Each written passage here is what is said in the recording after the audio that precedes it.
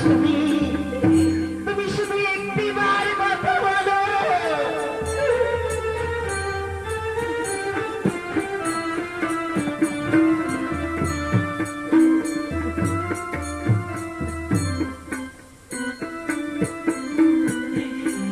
হায় ভগবান, আমি কি এমন অপরাধ করেছিলাম? কেন কেন নববাসর ঘরে আমার স্বামীকে তুমি কেড়ে নিলে? আমি এখন কি করব? আমি আমার শ্বশুর বাবাকে কি জবাব দেব? আমার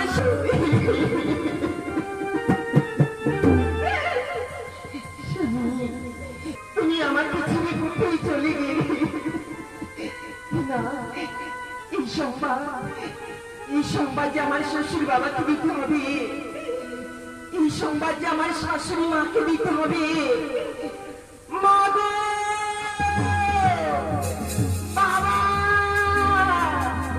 তোমরা কে কোথায় আছো? একটিবার সে দেখে যা। ও গো মা,